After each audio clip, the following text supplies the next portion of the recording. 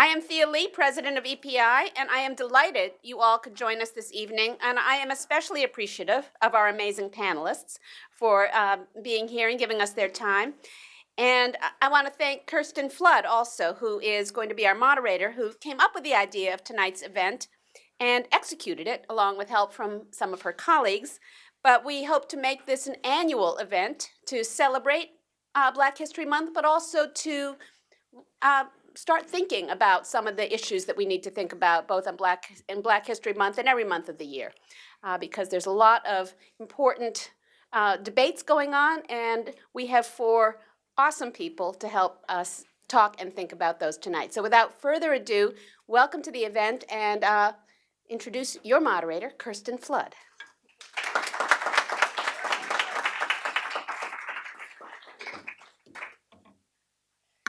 Hello, everyone. Well, before I start, I just want to say that this turnout has exceeded my wildest dreams, so I'm very happy you all could make it.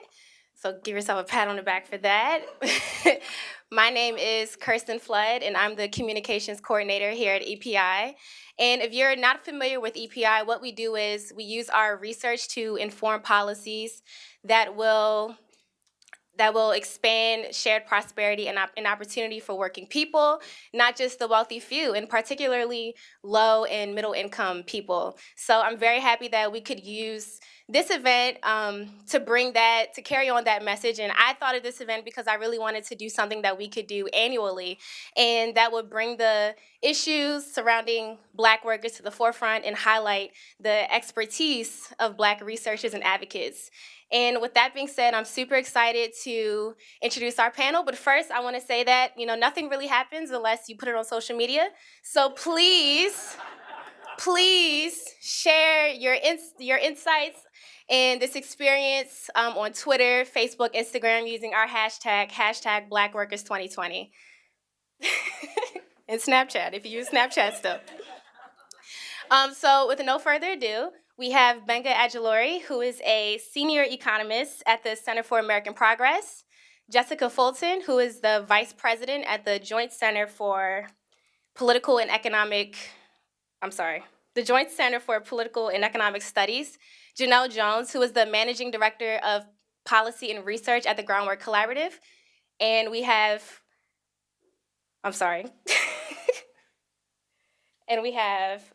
Algernon Austin, who is a senior researcher at the Thurgood Marshall Institute within the NAACP Legal Defense and Educational Fund, Incorporated. So give them a round of applause.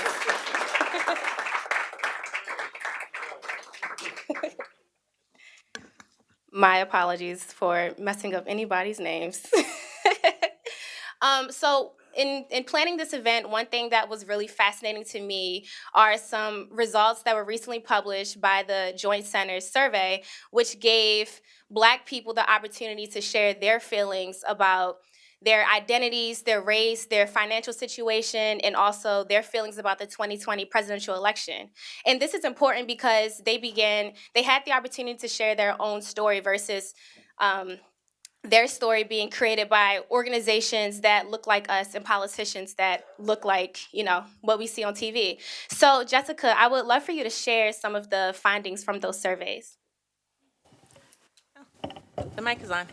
Okay, so thank you for the question and thank you for inviting me to come here. The Joint Center focuses on research and analysis that advances the socioeconomic status of African Americans in this country. And we have recently partnered on a few different surveys specifically to help us think through what priorities Black folks have in 2020 and moving forward, right? And in a few of these surveys, we had the opportunity to do focus groups first and then do some quantitative polling work. And that was specifically to get at, to understand more about how Black people talk about their experiences so that we're not putting questions on folks that were not initially created in the language that people use to talk about their own experiences, right? And so there were a few things that came out of this. Some of them were kind of surprising. A lot of them were just kind of things that I maybe would understand just from talking to my friends and family, but I think they were things that mainstream DC folks don't think about often. So first, it was Black people aren't monolithic, right? Black people live in all different kinds of places, less than half of the Black folks that we surveyed live in urban places, right? Black people are also in rural areas and suburban areas. Black folks, there are lots of immigrants in our community, right? So about 14%, I think, in the most recent survey that we did, were people who had at least one parent who wasn't from the US. That's not something that's often part of the narrative that you hear from a lot of politicians. And, we're concentrated all over the country. We're like in the South, but we're also like on the West Coast, on the East Coast. People have all different kinds of jobs. People are working all different kinds of industries. And I think that one thing that people miss often, policymakers miss or politicians miss when they try to talk to Black people, is they think that they are only talking to someone who is urban and low income, and maybe they don't go to a great school. We're across the spectrum, and so that's something that I think that people aren't thinking about enough. I think the other thing that we saw that wasn't really surprising, but I think is important, is that the way that people are talking about the economy being booming, and Black folks have the lowest unemployment rate. I think we'll get into that a little bit later, but Black folks having pretty historically low unemployment rates, that is not translating into people feeling like they're thriving, right? So about around, I think 27% of the people that we surveyed in this most recent survey said that their financial situation has improved in the last 2 years. Most of the people are doing the same, or they're doing worse. And I think that's something we really need to grapple with. And it's clear that it's not through any fault of their own. People are, working. Almost a fifth of the people who were employed in our survey said that they were working more than one job. People are concerned about making ends meet. People don't have jobs that can keep up with the cost of living. And so I think those are things that we really need to think about when, at the same time that we're hearing those things. That last survey was in November. That was the same time when there were policymakers putting out statements about, record low unemployment in the Black community. And so I think we need to really take a step back in evaluating those things. And then finally, and I think we'll get into this a little bit more, policy priorities were all across the board. And one of the things that we really paid a lot of attention to, and that was really important to us, is that the way that Black people talk about the things that they care about are not necessarily the way that politicians would propose them, right? So people are talking about climate change. Well, in a lot of our focus groups, people talked about, the air and water quality in their neighborhoods. Those are the same issue, and they're not things that are getting the kind of attention that maybe mainstream politicians are putting out. Thank you. So circling back to this survey, as I said, one of the most compelling things about it was that it gave Black people to tell their own story as Americans and as workers, which is something that we need to be getting out there ourselves more often. I feel like too often organizations speak on our behalf. So Janelle, what is your vision for how the results of the 2020 presidential election will shape the economic narrative in the future? And how do you think the current narrative will shape the results of the election? Thank you, Kirsten. It is on. Yep, it's on. Nope, it's on. It's working. Thank you for the question, and thanks to EPI for bringing me here for this important conversation. I hope the national debate around the economy really leads to something that is progressive and coherent and that centers race. I know that's quite wild. Probably not.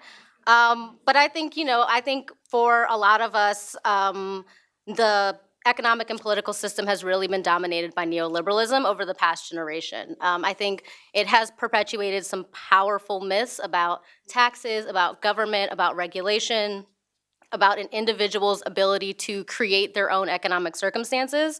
And I think a lot of people buy into that, maybe not the audience that came here at 6 p.m. on a Wednesday to hear about it, but other folks. And I think that system is something that, that narrative is something that really perpetuates across a lot of different folks. And that is trash. So what I'd like to see is a progressive, coherent economic narrative that does a couple of things. I'd like to see something that uses public power in a way that empowers individuals. I'd like to see something that is a check on private, concentrated power, and something that also encourages affirmative inclusion. And I think the inclusion piece is super important because we know that unless we are particularly paying attention to the way that Black folks experience the economy. We know based on the history of this country that will be ignored. So I think that there are some real points there that are important to how I would like the economic narrative to be shaped. And I think this piece about public power, which I think is important, I think that's a complicated story for Black folks. There's a history of institutionalized racism that has come across local, state, and federal laws and across this government. And I think that when we tell a story about an economic narrative, we really have to use public power, but also think a little bit about how that is complicated for Black folks. That said, I do think there's a role for public power in being a check on concentrated private power. I think some individuals, I won't say who, maybe some last night in South Carolina have a good way of talking about this narrative that makes sense, that resonates with a lot of different audiences. I didn't say who. It's a C3 event. I didn't say anything. But yeah, so I think that what I'm looking for in 2020 and beyond is an economic narrative that really centers race in a more coherent way. And I think that leads to better public policies for Black folks. And I think the way that this economy is set up right now is that when Black folks are doing better, by definition, everyone else will also be doing a lot better. So I think Algernon, did you? Yeah, so the Joint Center also did a great survey with the Groundwork and Project Mosaic. And I just wanted to recommend people look at both of those surveys. And one of the takeaways that I had, and it gets back to what Jessica was saying about people thinking of their circumstances in terms of the cost of living, in terms of trying to get by and what people are struggling with. And one of the things, or some of the things that I took away from the survey was starting to think very specifically about what do people mean when they're talking about cost of living. And when you think of it, what costs have been exceeding workers' wages? Housing costs have been growing dramatically, cost of college, cost of healthcare. And we see in both of those surveys that those issues are among the top priorities for Black people generally. So when we're here to talk about policy priorities. So policy priorities for Black workers, including some of the more specific labor market issues that we're going to talk about, are affordable housing, affordable college, affordable healthcare. So those are really very important for Black people, for the country as a whole. And if we can get those things in line, we really put ourselves in a position to talk about building Black wealth and trying to close the racial wealth gap. So again, those surveys are really informative to help people think concretely about what Black America needs. I think the key here is really talking about inclusive policies that address the generational harm caused by institutional racism and everything like that. So as we move about this year, watching and attending debates in town halls and eventually heading to the polls, Benga, what sort of targeted policies and strategies should we have in mind that strengthen Black workers and foster equity? So thank you for that question. Thank you for the invitation. I kind of want to piggyback on what Jessica and Janelle had mentioned. I recently wrote a report looking at the Black-white unemployment gap. One of the things because you had mentioned, we talked about the low unemployment rate, and everyone touts it, including the administration, and they always talk about how that's the lowest in history, and it's true. But as of last month, the Black unemployment rate was 6%. The white unemployment rate was 6% in December of 2013. And in December 2013, no one was talking about full employment or tight labor markets. So the question is, why is it okay for African Americans to have a 6% unemployment rate, but not for anyone else? And then you talk about, institutionalized racism and this individual pathology. When we talk about, well, why do Blacks have low unemployment rate? It's like, well, maybe we do upskilling, right? Or there's this skills gap. Right? But in my report, what I show is that the gap in terms of employment to population ratio, the racial gap in the labor force participation rate, they're closing. So if they're closing, but the unemployment rate still stays double. And the thing is, if you go back to January 1972, when they started looking at African American unemployment rate alone, the ratio has always been double for 50 years. There's a figure that I posted that it's always been double. So when we had good economies, we had bad economies, no matter what, it was always double. So what does that tell us? That there are structural issues in this economy. And so any sort of policies that we want, policies that we have to promote, have to tackle the systemic barriers. And like Janelle, I won't name it names, but I didn't name any names. No, I said, we're not gonna name names, but there's people who talk about tackling these structural issues, that, race-conscious laws created these economic gaps, so race-conscious laws have to close these gaps. We can't be race neutral because our economy is not. And so any sort of policies, we have to target that. So some of the things that are inclusive policies, one, we have discrimination. And there's like higher discrimination in all these places. And we have an agency with their sole goal is to tackle these issues. So the Equal Employment Opportunity Commission. But I was talking to a colleague of mine, Carter Maxwell, who's at CAP. He said that the staff for the EEOC is half of what it was during the 80s. The budget for the EEOC has been cut for the last 40 years. So we have these agencies that, it's not like discrimination has gone away or that it's less. In fact, the number of complaints, you could actually measure the number of complaints to the EEOC over the last 40 years, or actually the last 5 years, it's been going down. Now the thing is, population is going up, so just by sheer numbers, we should have more complaints. So what does that tell us? That people don't trust our institutions. And so again, it goes back to Janelle's point. And so some of these we have to do is just, while there's policies that we could talk about, we actually have to focus on this narrative that government is wrong or government's bad. Now, it's complex, but it's better than the private market. And so what we need to do is strengthen our institutions, our agencies, build that trust back up, and actually tackle the structures that create these unequal outcomes. And so we'll get into like more specific policies later on, but more just wanted to focus on that systemic issues. I think we have to be really, like, there are two sides, right? So people don't trust government institutions for certain things. But a lot of what we saw in our surveys were that people also really are interested in the federal government stepping in to like create good jobs with good wages. People are interested in the federal government stepping in to, people are thinking about like how to lower healthcare costs and lower costs of education. So I think there's like two sides, and we have to figure out how to talk about both of those sides as they're in tension with each other, so we can have like productive conversations, I think. And I would add that, the perception of how government function is a function of who's in charge, right? So that, what I focus on when I think about this is really about political power. And really the goal for workers, for Black workers and for Black people is about getting political power and exercising their political power so that the government addresses the issues that they identified in the survey that they want the government to address. And like I said, affordable housing, healthcare, and these other issues. The surveys say that they think government should be doing more on these issues. So it's about Black people getting the power to make government do more on those issues.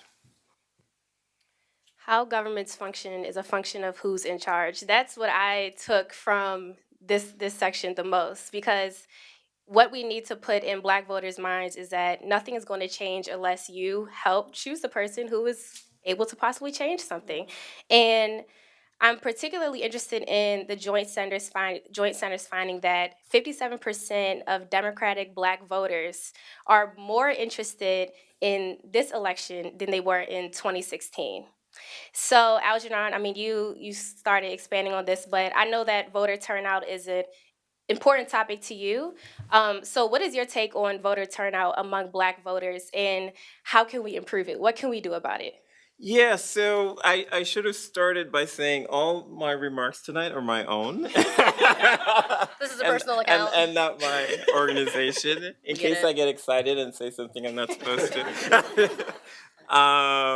So, and before I go into the I think about what we're talking about today as both political and economic issues. And before I address the more narrowly political, I want to talk about an economic and political issue, which is the U.S. Census. So next month, we will get communications from the U.S. Census Bureau about the 2020 census and about filling that out.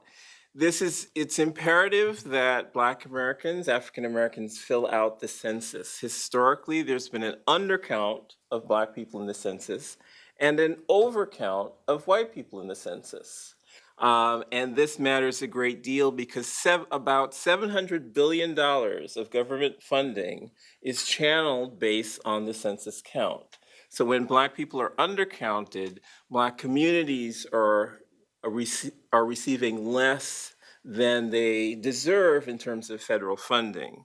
So that's really important that people fill out the census and address that undercount. The census is also important for political representation. You know, we divide our the representation in the U.S. House of Representatives based on census count. So if Black people are undercounted, then Black people's political representation can also be diminished.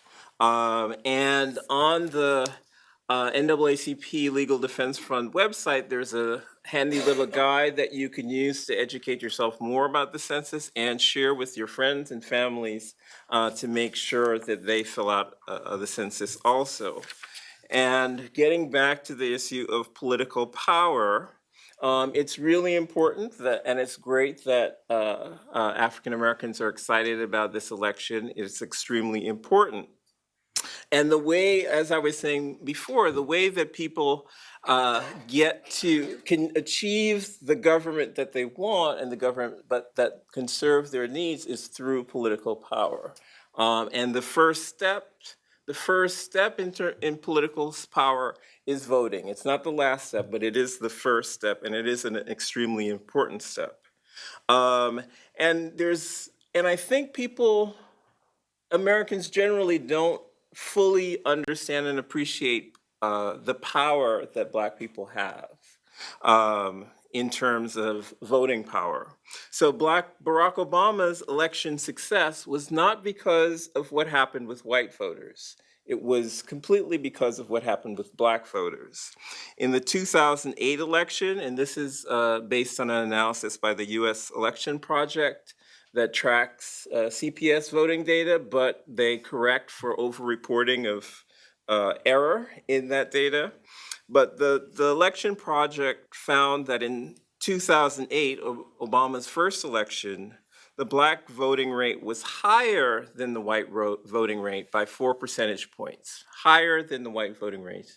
And we had the first election of Barack Obama. In 2012, the Black voting rate was higher than the white voting rate by 6 percentage points. And again, we had the election of Barack Obama. Black people turned out and Obama won the election. In contrast, in 2016, the Black voting rate was lower than the white voting rate by 5 percentage points.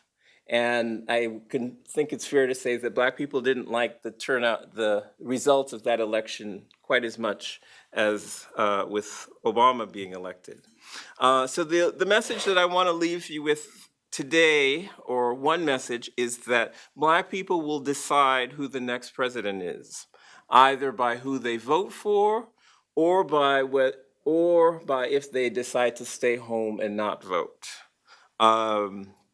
Now, once you understand this, you will understand also why some politicians are interested in purging Black voters from the voting rolls, are working to make it more difficult for Black people to vote, are disenfranchising returning citizens, and why the Russians disproportionately channeled their money to social media to suppress the Black vote in the 2016 election. These people know that Black people have the power to decide who the next president will be.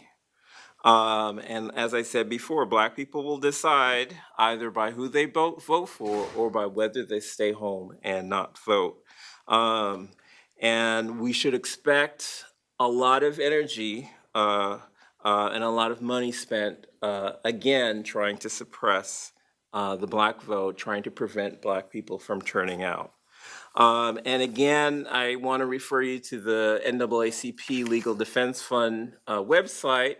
We have information about preparing to vote, what you need to do to register, key dates, and about protecting your voting rights. And there's also information if you see people interfering with people's ability to vote, you can contact the NAACP Legal Defense Fund. There are also other organizations in this sphere who are working to protect people's voting rights. So I encourage you all to vote and to encourage all of your friends to vote and tell them to do the same with their friends.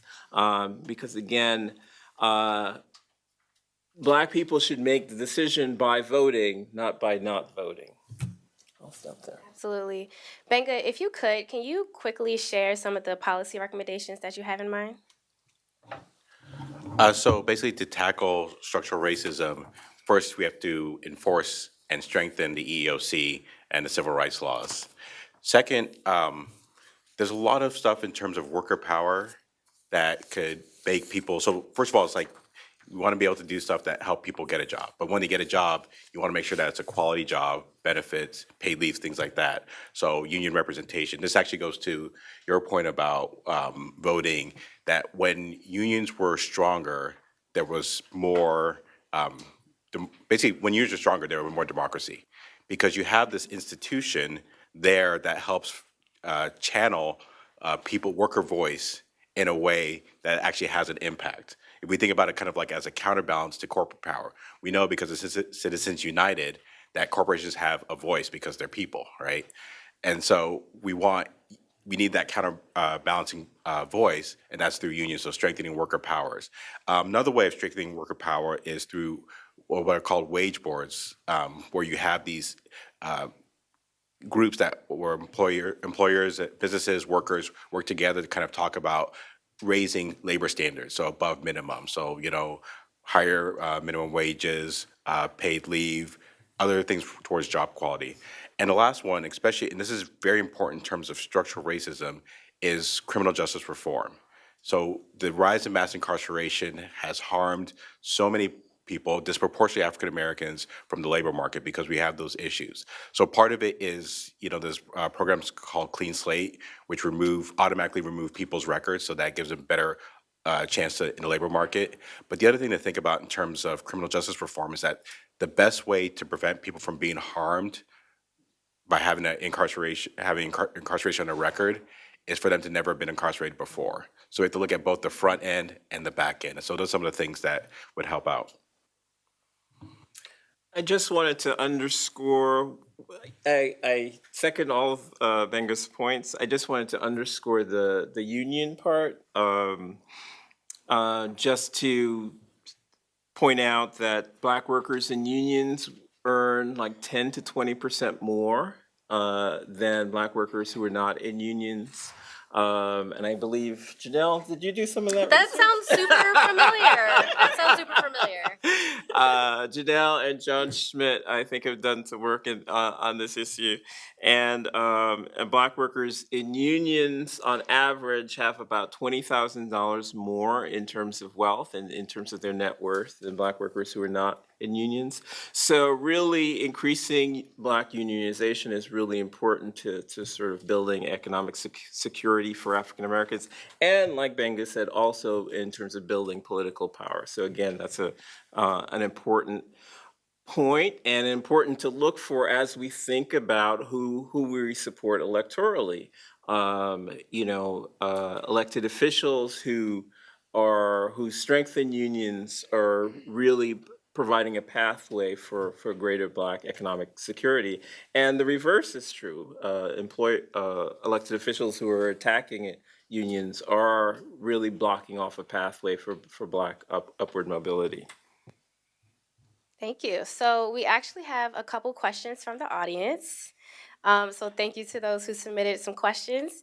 We're going to start with Jim Robinson from George Washington University. He asked, What social policy innovations are working and should be expanded? What's working? Hard. Have you stumped our panelists? That is tricky. I think so I don't think this is what Jim Jim Robinson. Jim was talking about when he talked about social policy, but I will say this because this is something that I think is important. I think what we know about the minimum wage in particular is that raising the minimum wage has made a tremendous difference in the lives of most low-income workers generally, but a lot of Black workers, and I think and closing racial income gaps, right? So I think that's one thing that we really need to be thinking about. And I actually have not heard that many of the candidates talk about it. Maybe I'm not listening that much, but I have not heard a lot of talk about raising the minimum wage, and that's kind of surprising to me, seeing that we know that that's something that works, and the minimum wage is $7.25 an hour, which is absurd. Yeah, and I agree. I think that's a really important and should be easy if we had the elected officials we deserve. Um, but also, I mean, the problem that we're wrestling with here is like we said before, who's in charge? Because again, government can work well if the people in charge want government to work well, and if it works poorly if the people in charge don't want it to work well. So we can take the Affordable Care Act. I know people have various criticisms of it, but we did see a dramatic reduction in the rate of uninsured up till the new administration. There was, for children, the black-white gap in health insurance coverage closed. It's started to it's been in reverse in recent years. So there you see that when you have leadership that cares about a well-functioning government, you can have progress. But if you don't have that leadership, then things fall apart.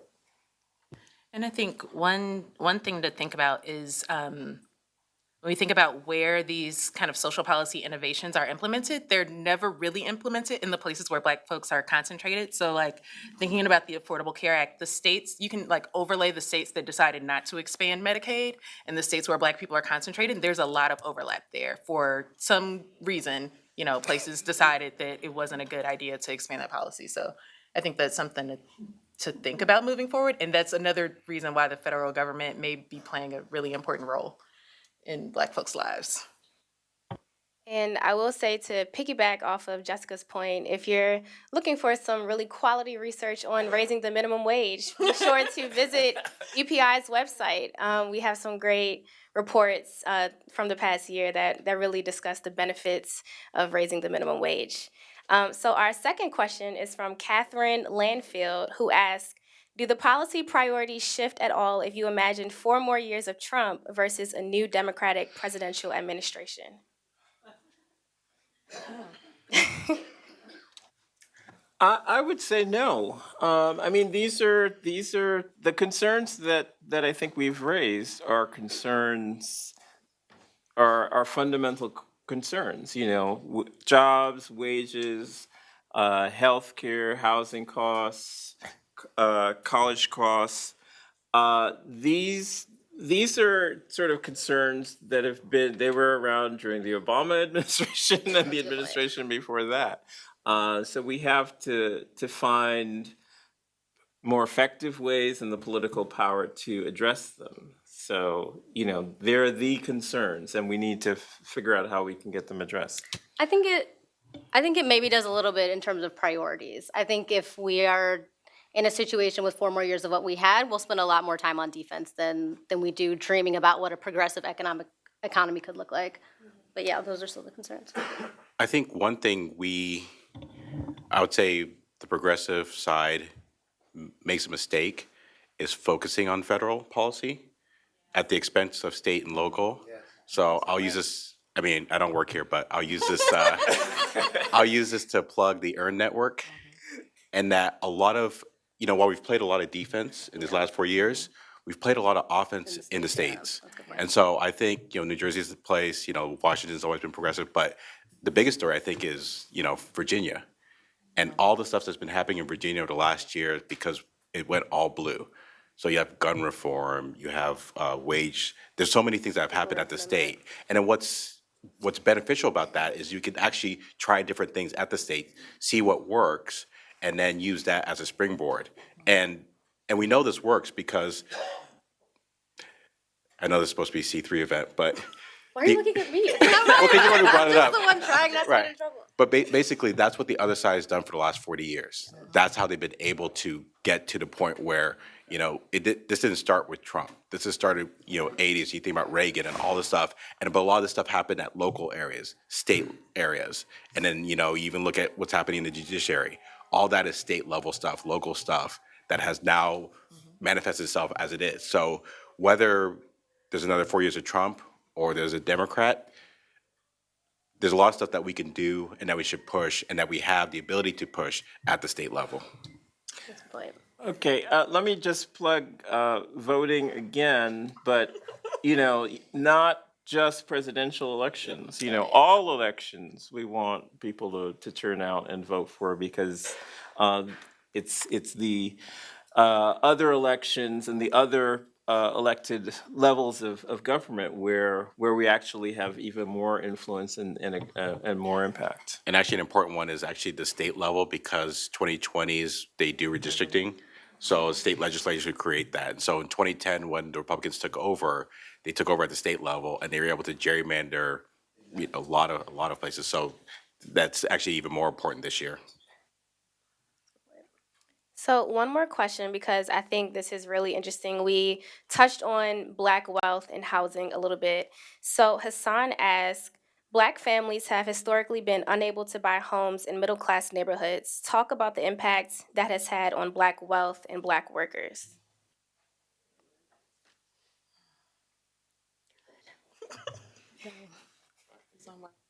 I think I just wrote a wealth report. Yep.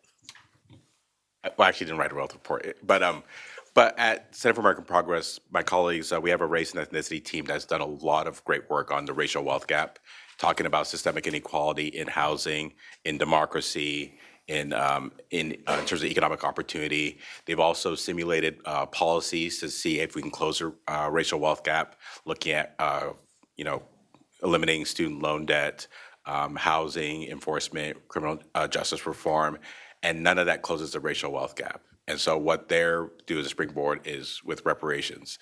But the question was about, actually, can you repeat the question? Yes. Black families have historically been unable to buy homes in middle-class neighborhoods. Talk about the impacts that has had on Black wealth and Black workers. So the problem with not being able to buy homes in middle-class neighborhoods is that the biggest wealth building asset for a lot of families of all races is a house. And then with that, you can do that. You can go to school at low debt. You could, entrepreneurship. So I always think about, there was a picture on Twitter a couple years back that was like these different homes. And they said Steve Jobs, Bill Gates is like, oh, these guys started their businesses in their garage. What's your excuse? And then someone replies like, I didn't live with the house or the garage. And so that's the kind of thing that wealth allows. It just eases your burden, but allows you to do a lot more. And then, in fact, there's a lot more research now about people who don't have a lot of wealth and the stress that it has an impact on, and their health and things like that.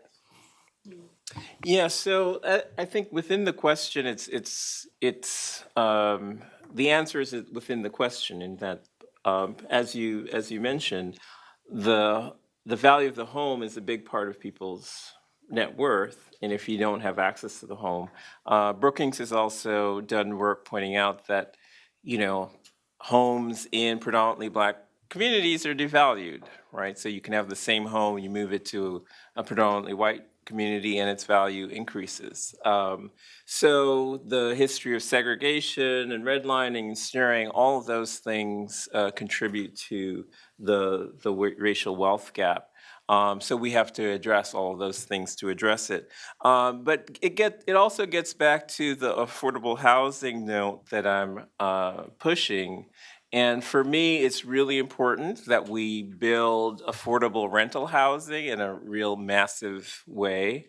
And affordable rental housing. Right now, you look around DC, there's a lot of luxury, high-end rental housing being built that many African Americans can't afford.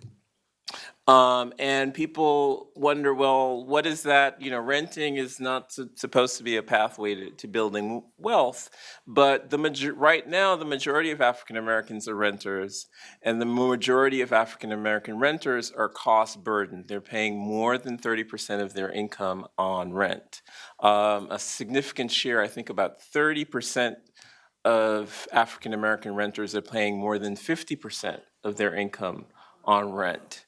And when you're paying that, you can't build wealth. So if we can make rental housing more affordable, then that allows people to save. It allows people to repair their credit because they're not being evicted, and then puts them in a position where they can then think, well, how can I then purchase a home? So the fact that our rental housing situation is in such crisis, that really prevents people from buying a home. And also, I think even bigger than that, the fact that so many African Americans are saddled with such high levels of student loan debt, that also prevents people from purchasing a home. So these issues, affordable housing, affordable college, and debt forgiveness, all these things are linked to building African American wealth and making some impact on the racial wealth gap.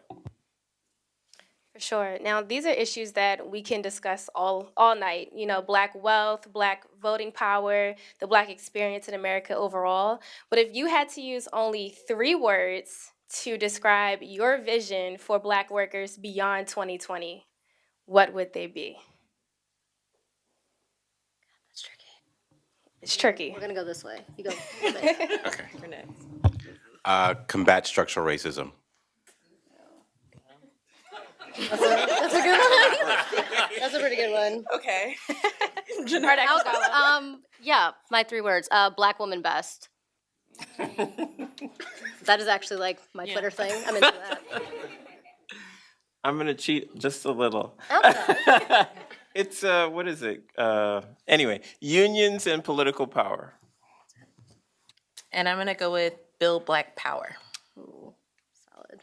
Excellent. So let those be the resonating messages in your mind as we head to the polls and we watch the debates and we watch the town halls. I want to make sure that we're all thinking about these key issues that we've discussed today. So thank you very much to our panelists. Thank you. Really, really, really appreciate it. This has been a very enlightening discussion, and I'm glad that we could, put your expertise on the platform. So thank you again for coming.